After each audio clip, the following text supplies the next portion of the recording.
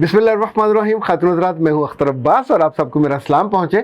पिछले दिनों सैयद काशिफ साहब ने मुझसे पूछा कि सर कभी इतने लोगों से मिलते हो तो कभी किसी बात पे हंसी आई? अच्छा, इनफैक्ट किसी बात पे क्या, बहुत सारी बातों पे आती है, पर पिछले दिनों लाहौर से एक इंटर कॉलेज या डिग्री कॉलेज है, उसकी लेक्चरर, सरकारी लेक्चरर हैं, वो तशरीफ़ लाई। बहुत परेशान थी और दुखी थी अपने मियाँ से भी, अपने मियाँ की माँ से भी, मियाँ की बहन से भी, मियाँ के अब्बा से भी, इवन मियाँ के बच्चों से भी। तो हमने 2 सेशन लिया। मैं आमतौर पे 3 सेशन से ज़्यादा लेता नहीं हूँ, यानी ये पहले दिन से मेरा एक असूल तय है कि बाकी लोग जिस चीज़ के लिए 20-20 सेशन लेते हैं, तो मैं बहुत कंक्रीट और कैलकुलेटेड करता हूँ काम, तो 3 सेशन में उस इशू को निपटा देते हैं। उस खातून का जो असल मसला था वो एक राज था, और उस राज ने उस पर इतना बोझ डाला हुआ था कि उसने कहा सर वो बोझ मुझसे उठाया नहीं जाता। फिर उसने राज शेयर किया। ये राज कोई 8 साल पुराना था। क़ादिर हज़रात, जब हम छोटे थे, मुझे याद है ये 132 शिक्षा जिसको हम बंगला यतीम वाला कहते थे, वहाँ हम पढ़ते थे, तो हमारी वालदा ने एक बादशाह की कहानी सुनाई जिसके कान बड़े बड़े थे। तो जिस हजाम ने या हेयर ड्रेसर ने उसके बाल काटे, हमारे बड़े बड़े बाल थे, तो नीचे से कान निकले गधे के बड़े बड़े कान, यानी गधे के ना भी हों, ज़रा साइज़ में बड़े होंगे। जैसे इंडिया के एक अदाकार के कान बहुत बड़े बड़े हैं, ऐसे पीछे को जैसे वो एलिफेंट ईयर होते हैं। अब हुआ ये कि बादशाह ने कहा अगर तेरे मुंह से, तेरे लफ्ज़ों से ये राज बाहर निकला, तेरी गर्दन, उसने कहें तो नहीं कहा होगा, ये हमारे यहाँ कहते हैं, तो तुम्हारी गर्दन मार दी जाएगी, ये उर्दू में कहा जाता। अब वो घर गया, जाके उसने 2-3 दिन में उसका पेट फूल के यहाँ तक आ गया जैसे पानी भर जाता है। तो उसकी बीवी ने पूछा हुआ क्या? तो उसने कहा कि राज है, उस राज ने मुझ पे बहुत तकलीफ़ और बोझ डाला हुआ है। तो बीवी ने कहा ऐसा करो, किसी इंसान को ना बताओ, जंगल में जाओ, वहाँ बांसों का बाग है, यानी बांसों का एक पूरा झुंड है, तो किसी बांस की जड़ में जाके बैठ जाओ और जाके बताओ कि बादशाह के जो कान है वो तो गधे के। अच्छा, उसने same, he did the same करके आ गया। कुछ दिनों बाद कोई और वहाँ से आदमी गुजरा, उसने बांस काट के उसकी बंसरी बनाई, तो जो भी बंसरी बजाई उसमें से जो सुर निकला वो ये था कि इस मुल्क के बादशाह के कान तो गधे के कान हैं। अब जहाँ जहाँ से वो सुर गुजरा वो राज तो मुनकशिफ होता गया। बिलाखिर वो आदमी पकड़ा गया। बादशाह ने उसको उसकी गर्दन मारने से पहले पूछा कि तुम्हें जब कहा था कि ये राज मुनकशिफ नहीं करना तो फिर क्यों किया? उसने कहा जी मैंने तो नहीं किया, मैं तो अपनी बीवी के कहने पे सिर्फ जाके बांस के कान में डाला, क्योंकि ये जो पेट था मेरा फूल के यहाँ, मेरा पेट फट जाना था। ये इस राज का वज़न इतना ज़्यादा था, इतना प्रेशर था। अब ये खातून ने जिस राज का मुझसे तज़किरा किया, मैंने उससे पूछा कि अगर मैं इस राज का हल्का सा तज़किरा कर दूं, तो उसने कहा सर मैं तो सारी उम्र कर नहीं सकी, तुसी ज़रूर करो। तो अब मैं आपको बता देता हूँ कि असल में राज क्या था।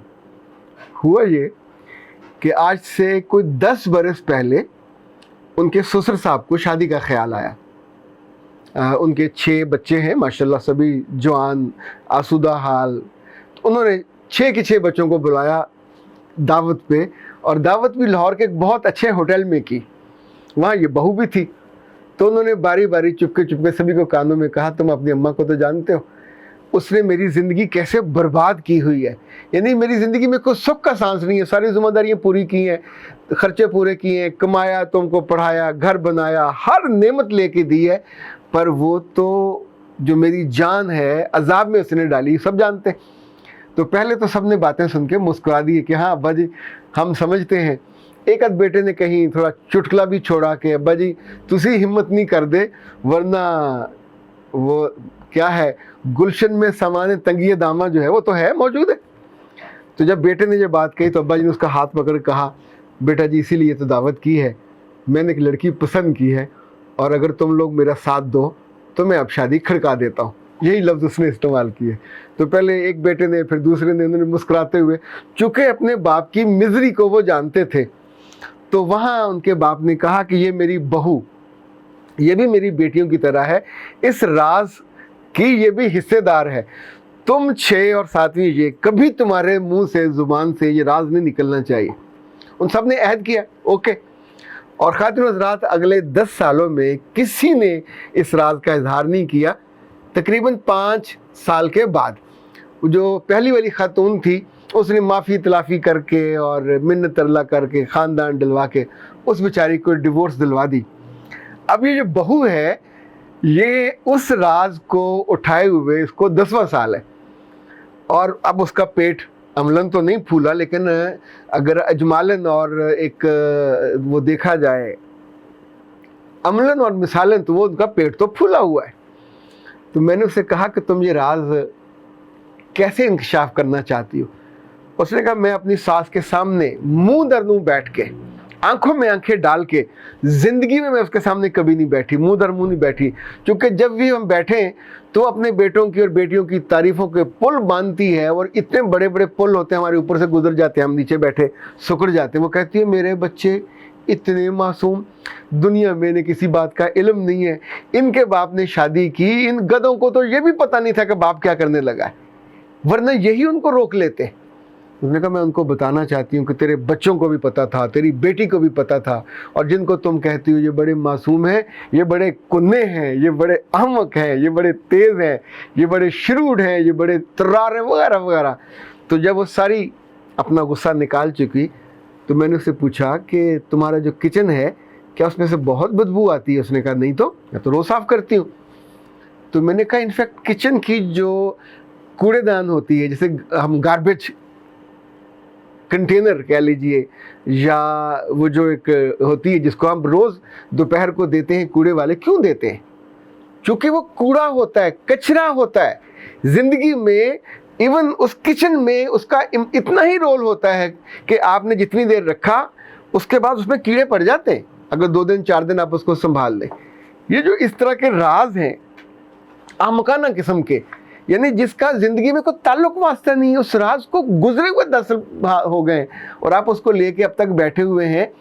करना क्या चाहते हैं? आप उसको ताना मारना चाहते हैं, उससे अपनी शिकस्त का, अपनी हार का, जगह जगह अपनी बेइज्जती का बदला लेना चाहते हैं। आप सोचते हो ये बहुत बड़े राज का गुब्बारा है। अल्लाह के बंदो कुछ भी नहीं है, एक ज़रा सा पिन लगेगी और वो ठुस करके ख़त्म हो जाएगा, लेकिन आपने अपनी ज़िंदगी तो अजाब में डाली हुई है।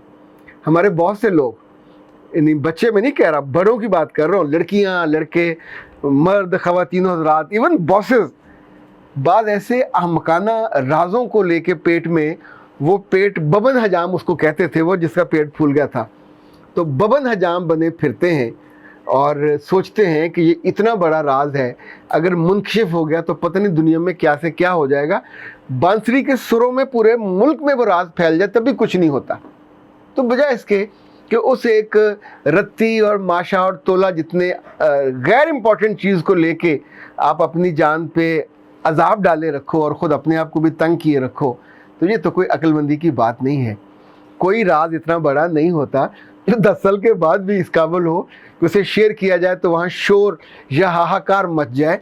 पर अगर आप सोचते हो कि उससे दूसरे को शर्मसार कर सकूँगी या उसको मैं थोड़ा शर्मिंदा होने का मौका फराहम करूँगी, तो इतने लेट राजों के इंकशाफ से भी कोई फ़र्क नहीं पड़ता। हाँ, सिर्फ आपके दिल पे वो जो बोझ आपने खुद डाला हुआ है वो बढ़ता रहता है और आपकी ज़िंदगी में से खैर, खैरियत, खुशी सब रुखसत होती जाती। अख्तर अब्बास को इजाज़त दीजिए। अस्सलाम वालेकुम।